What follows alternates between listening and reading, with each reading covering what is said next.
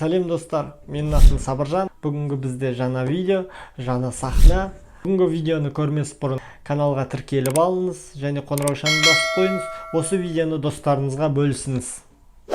Бүгінгі біздің видеомызда ақша туралы теріс түсінік. Ол қандай теріс түсінік, сол туралы айтатын боламыз. Қарсыласты жеңу үшін оны танып білу қажет. Ақша туралы адамдардың 7 теріс түсінігі, сол туралы айтатын боламыз. Ең алғашқы теріс түсініктердің бірі, үлкен ақша тек қана ауыр еңбекпен ғана келеді. Бұндай теріс түсінікте болсаңыз, бұдан арылуыңыз керек. Үлкен ақшалар сіздің ауыр еңбекпен ғана келмейді, олар сіздің біліміңіздің және ойлану қабілетіңіздің арқасында келеді. Дәл осылай ойланатын болсаңыз, әрине дұрыс емес, бұл адамдардың теріс түсінігіне жатады. Ақша туралы екінші теріс түсінік, өмірде ақша басты емес. Ол әрине жетіспесе басты нәрсеге айналады. Сондықтан да ақша өмірде жақсы жолдарға бастап баратын құрал. Ақшаңыз көп болса, отбасыңызға сыйлықтар сыйлап, шетелге қыдыртып, отбасыңызды қуанта аласыз. Үшінші қате түсініктердің бірі, ақша адамды құртады.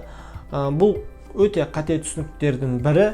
Ақша адамды құртпайды, себебі бай адамдар бар, олар құртылмаған бұл уақытқа дейін. Бұндай теріс түсініктерді тек қана ақшасы жоқтар айтады. Сіз егерде көп ақшаңыз болғанын қаласаңыз, бұндай теріс түсінікте болмаңыз. Төртінші теріс түсінік, адал жолмен ақша таба алмайсың.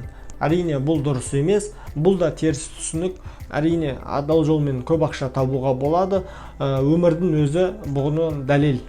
Бесінші қателіктердің бірі, төңіректердің бәрі кедей болғанда мен өзім жалғыз өзім бай болғаным жарамас. Бұндай түсінікте болсаңыз, ол әрине дұрыс емес.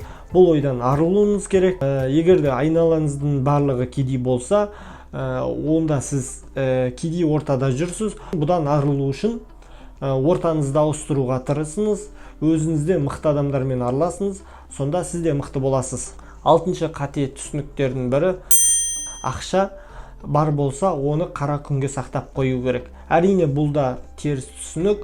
Ақша тек қана жұмсалған кезде, оны құрал қылып пайдаланған кезде ғана ол ақша үсті-үстіне көбейеді. Сондықтан да оны қара күнге деп сақтап қою ол дұрыс емес. Ондай ойдан арылыңыз және де ақшаңызды еселеуге, оны жұмсап, оны пайда алып келудің істерге салсаңыз болады.